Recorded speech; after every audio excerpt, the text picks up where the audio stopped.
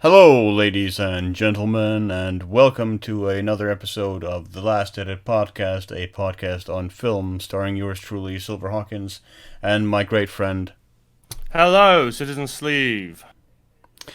As regular listeners or watchers will know, we are a weekly film podcast, and we alternate each week between each choosing a different movie, and this week it was my turn to choose, and I chose a film that had a profound effect on me in my childhood, and that I've viewed very favorably ever since. And it is the Disney adaptation of Jack London's novel White Fang, starring a young Ethan Hawke, and Klaus Maria Brandau in the two sort of leading characters.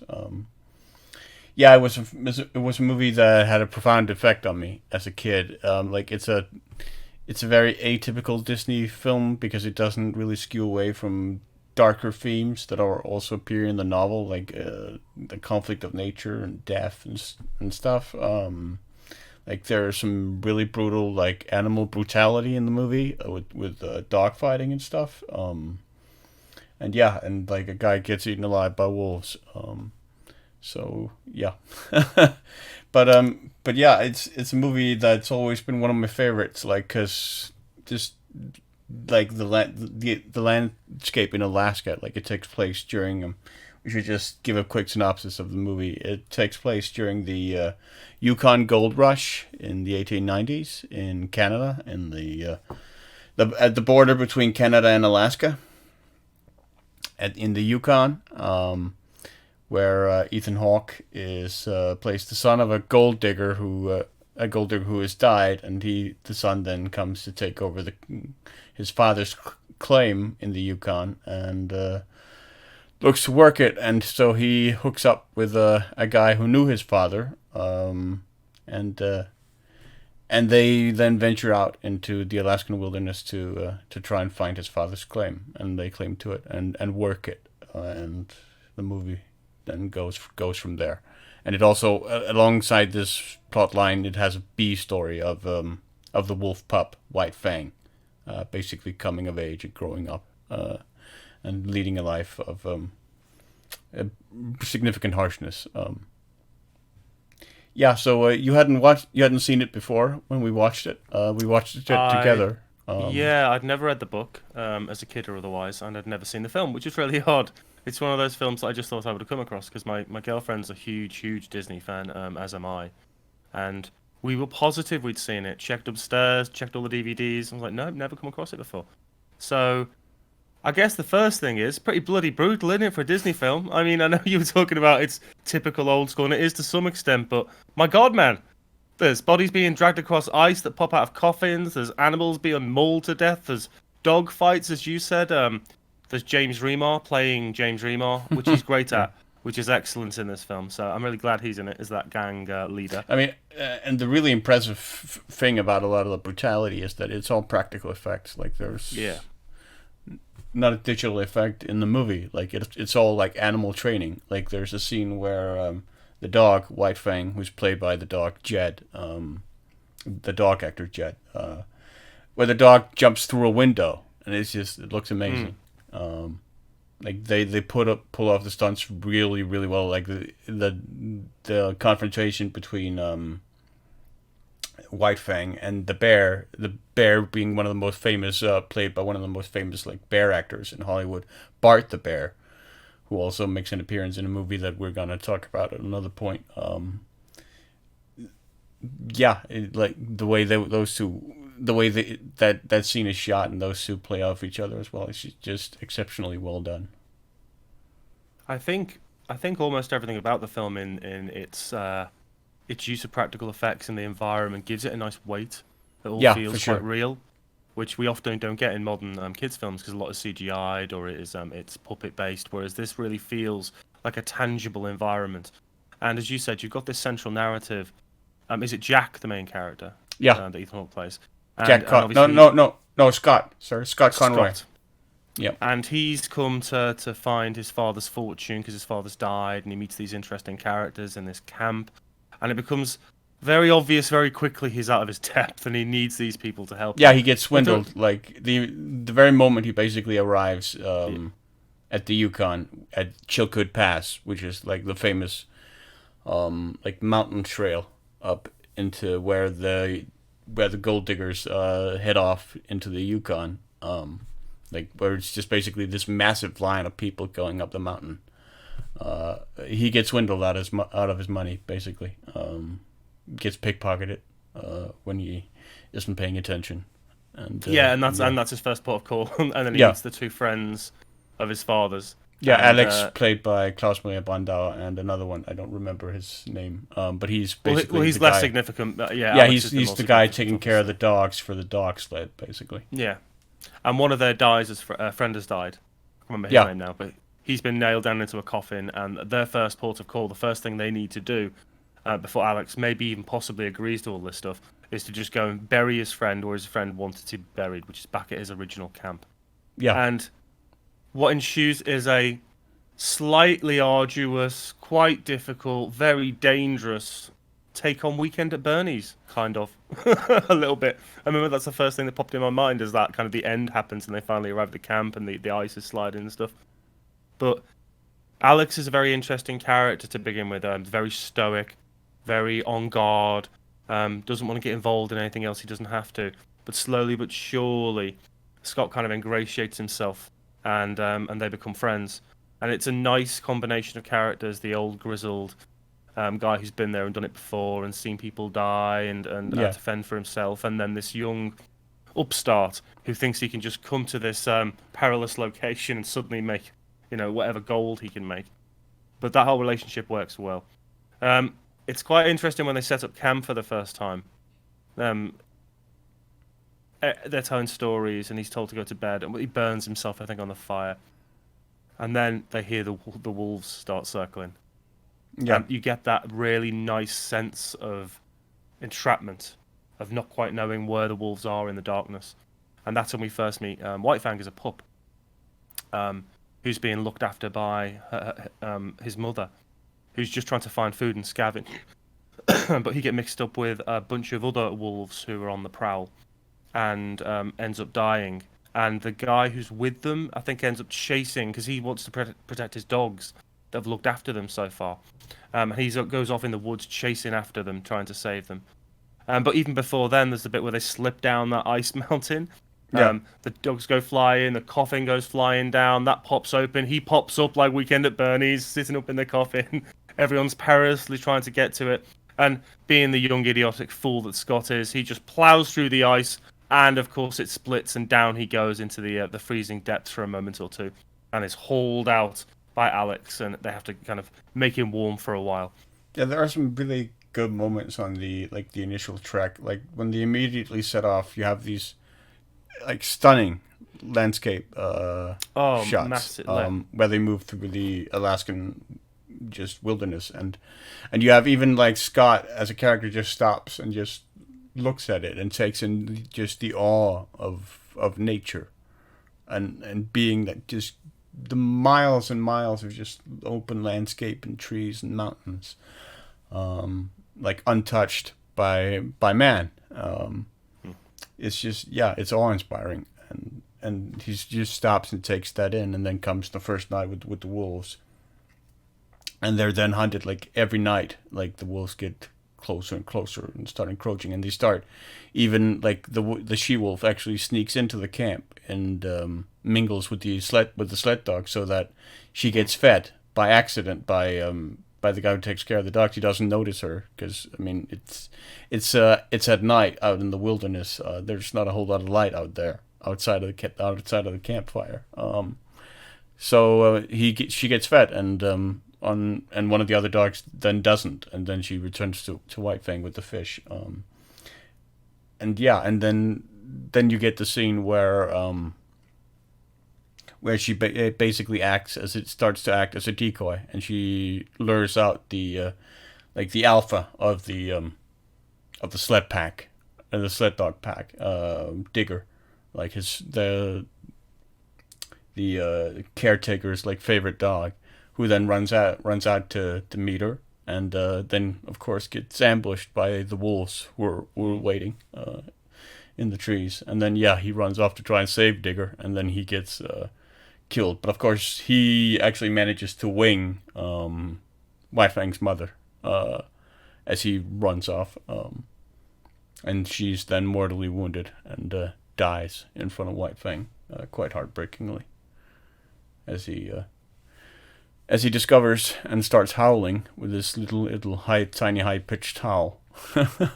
Yeah, and I quite like the parallel between the story we're seeing with Scott and Alex, and also this young pup who is White Fang, this kind of half dog, half wolf, who has to go it alone at a very young age, and that wanders about for a bit in the snow, trying to work out where to go after staying with his mother's body for a while, and then comes or spots a wolf pack off in the distance, and figures that's the best thing I can do.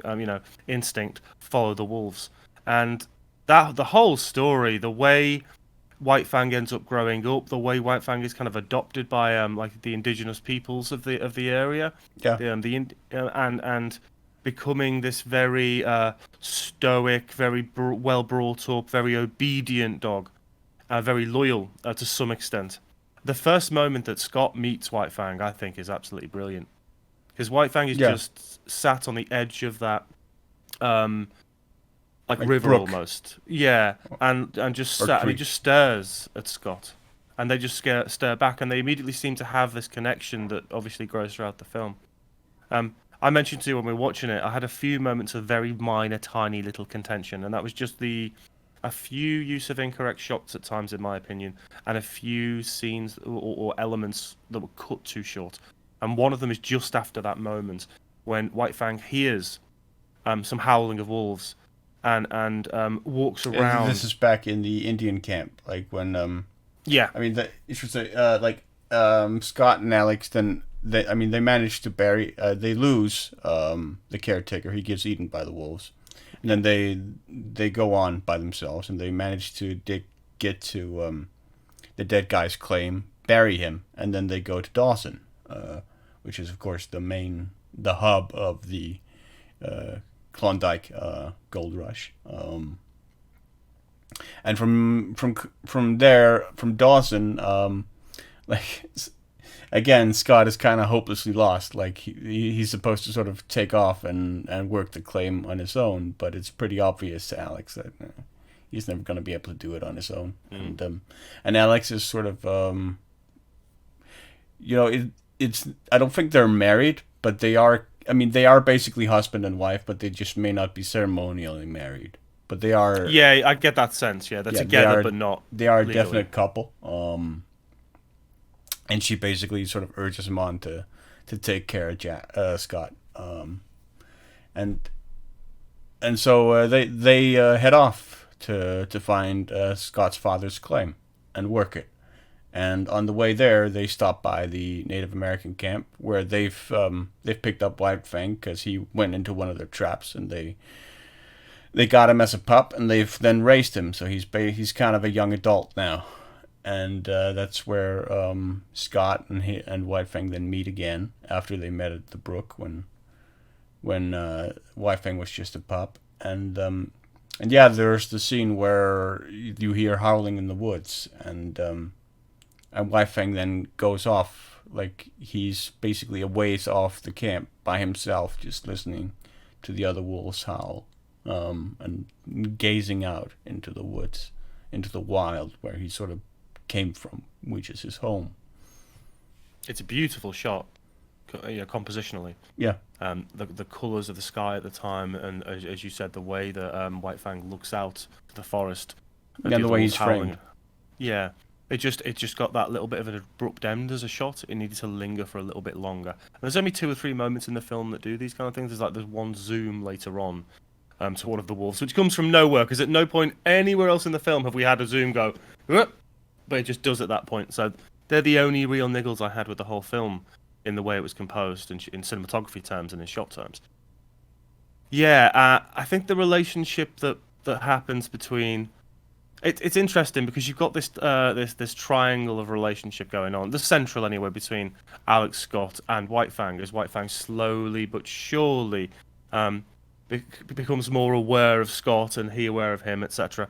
And obviously before that, we've got James Remar's character, who Yeah, has been. but before we move on to him, even just to stay at the Indian camp, there's the scene where Scott goes off. Like they're still staying at the Indian camp, him and Alex, and so Scott goes off by himself just for a walk, and he sees White Fang during the walk, and then he sort of moves on, and then he gets attacked by a bear, like a big grizzly bear, and he tries to hide underneath a couple of logs, but the bear is sticking, and it's gonna get him.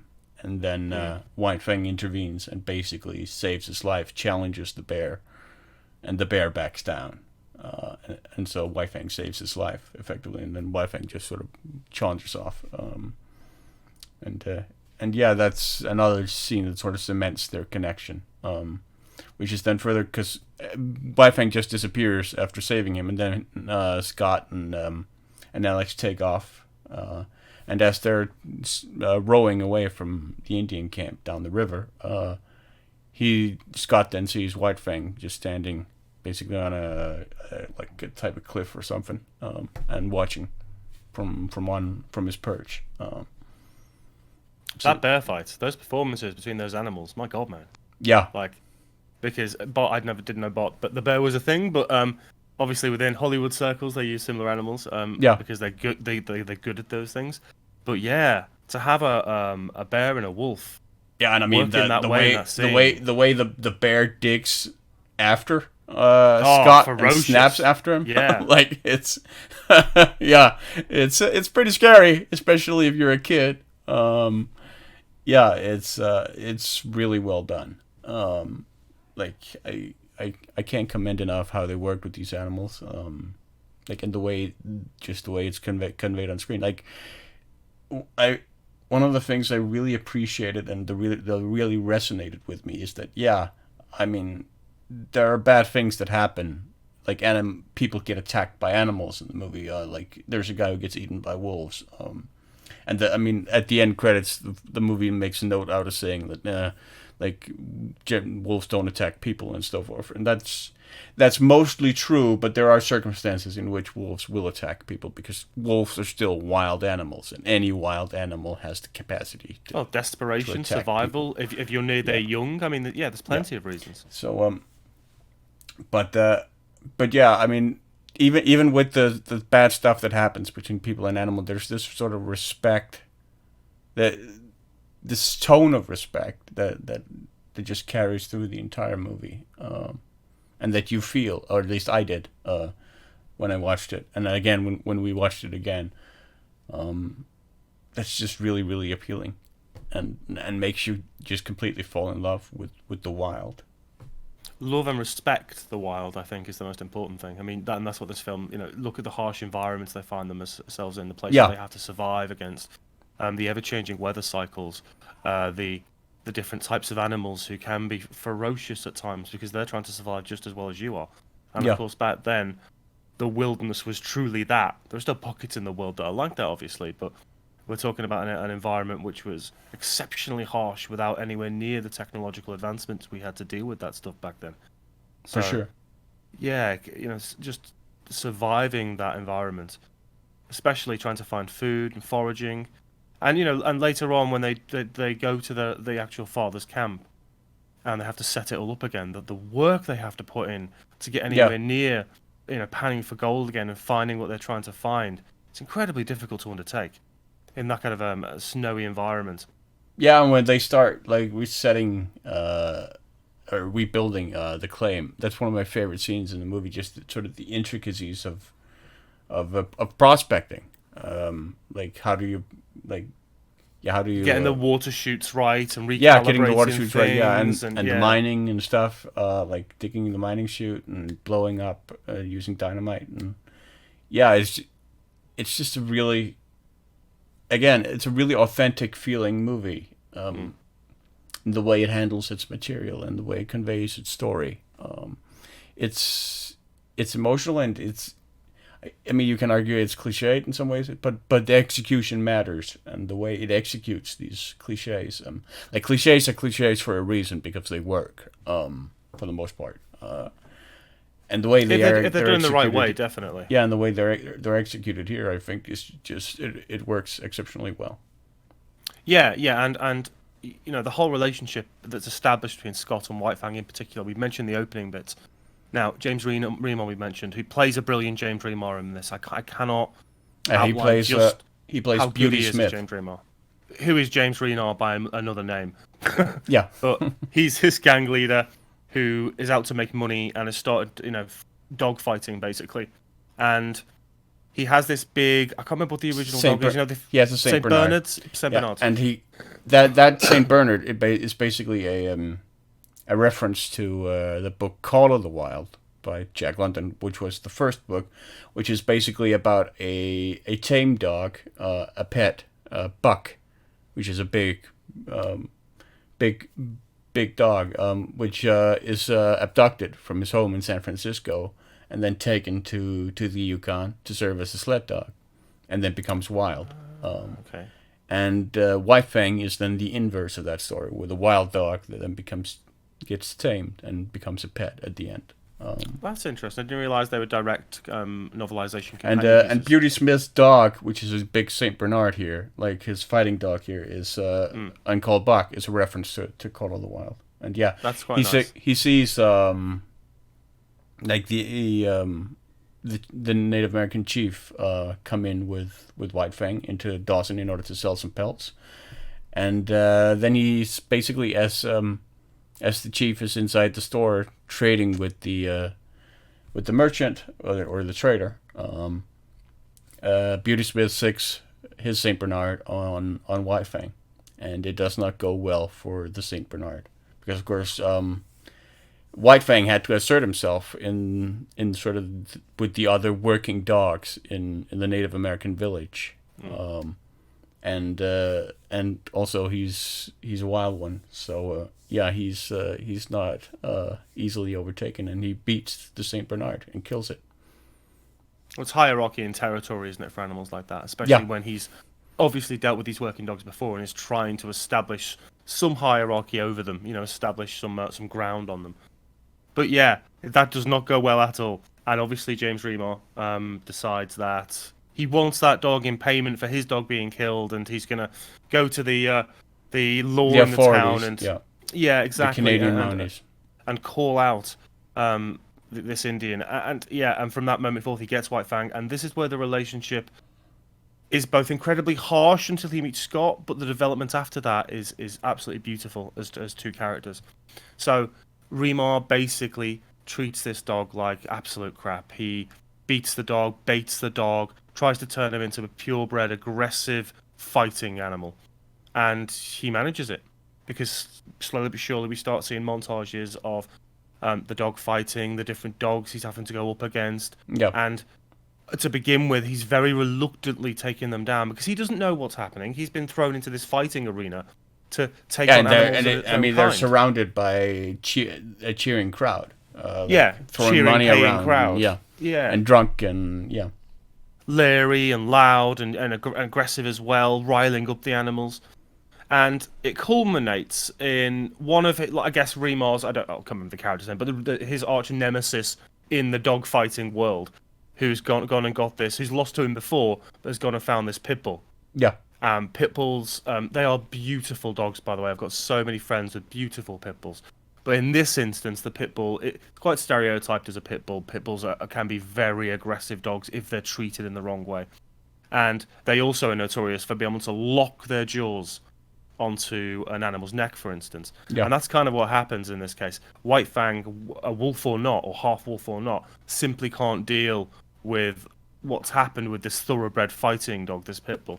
And just at the right time, Scott has come into town with Alex, hasn't he, they're not doing anything gold-wise then. I think they could just come to see his No, they're getting lady out there or supplies. something. They're kind of going a little crazy out in the cabin, and they're starting yeah. to rub each other the wrong way because they've been like working side by side for a couple of days, for so many days.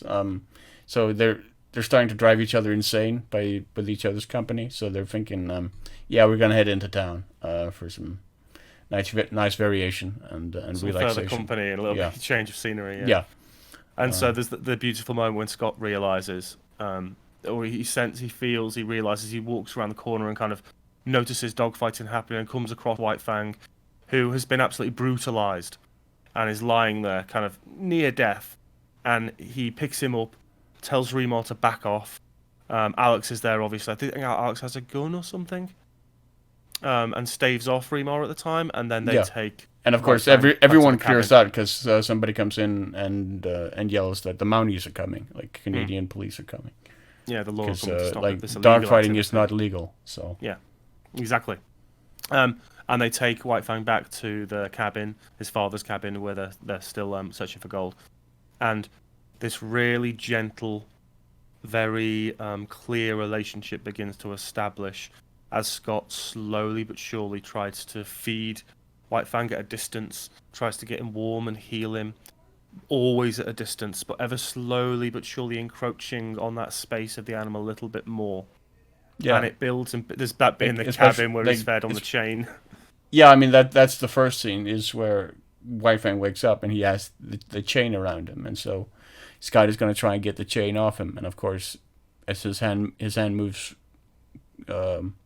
closer and closer, and his fingers wrap around the chain. I mean, White Fang's been beaten. The implication, of course, is that White Fang has been beaten quite a few times with the chain, and so he bites him, which is and Scott then realizes his mistake, and yeah, I was going too fast,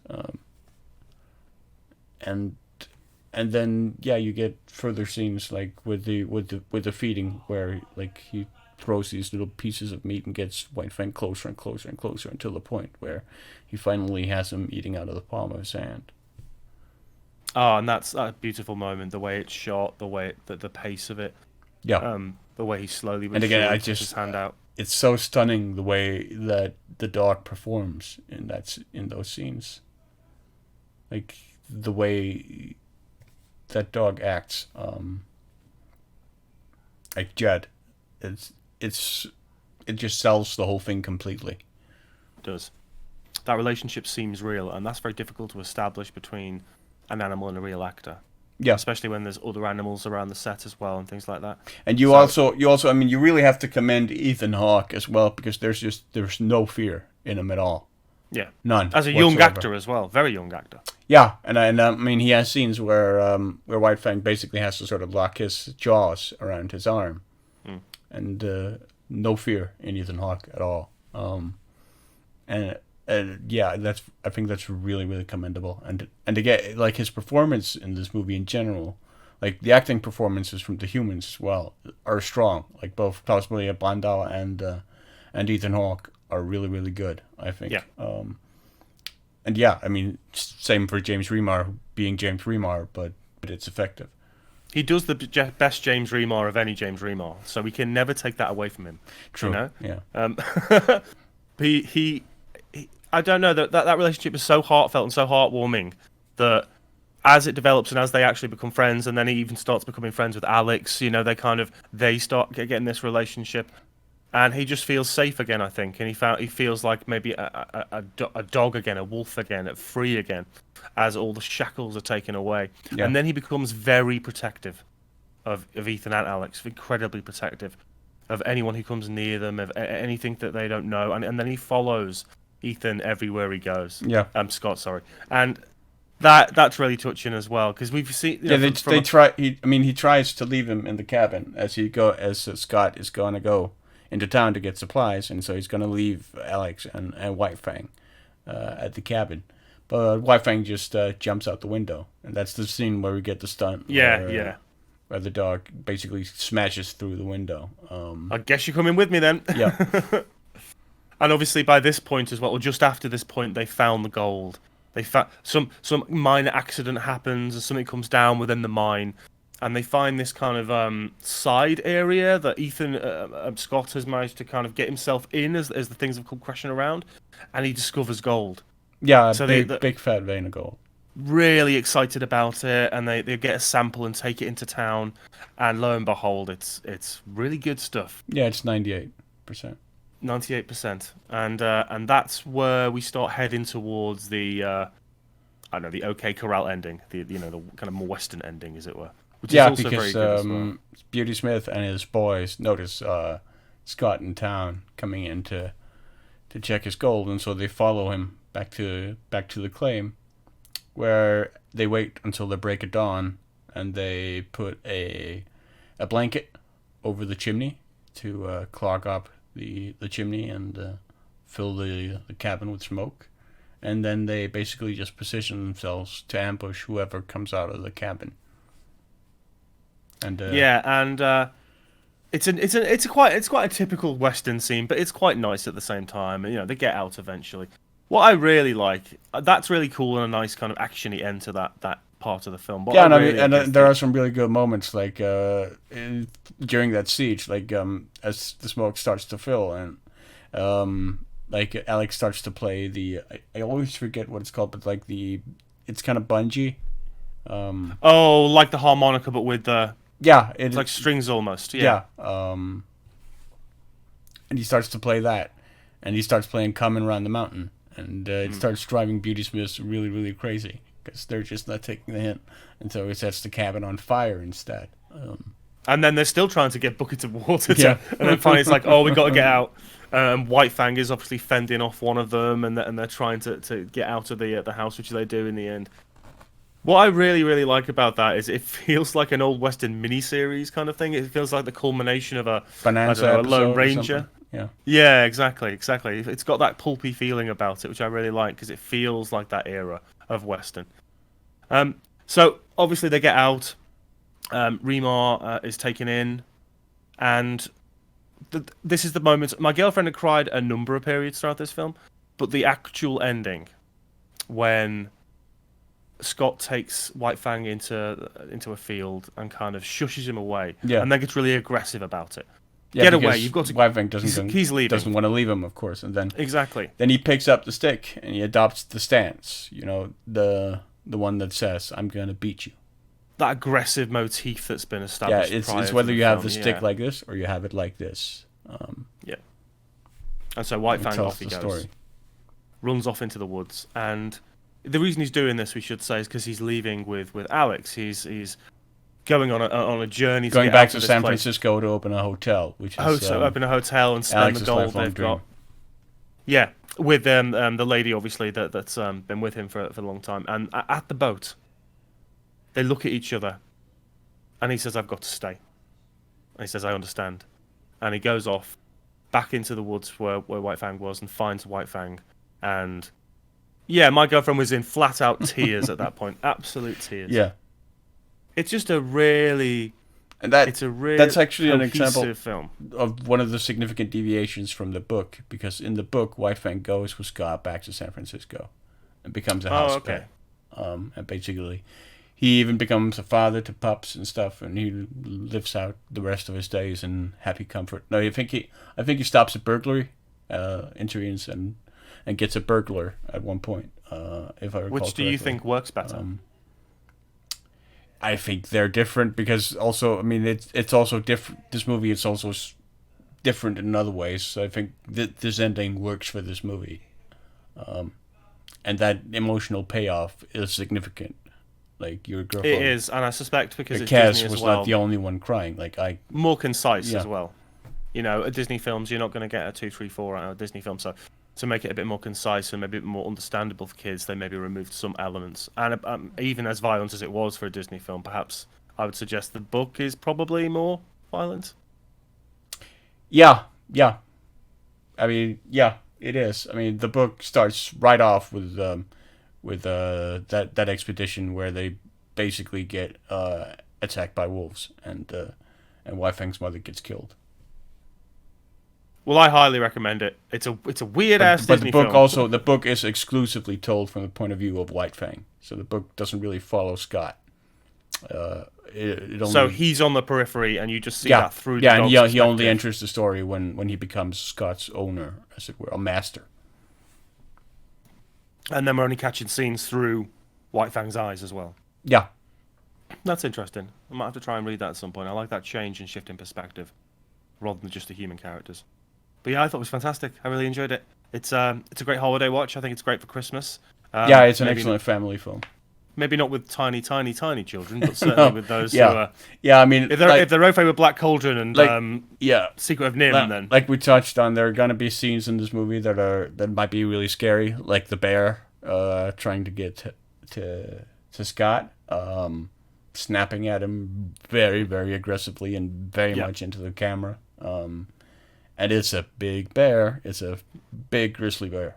Oh, full on, uber powerful, aggressive, get out the way, run for your Yeah, lives, kind of yeah. grizzly bear. I mean, if Leonardo had been attacked by this bear, we would not be like we would be Yeah, mourning Revenant him. would have been Yeah, something entirely yeah, different. yeah.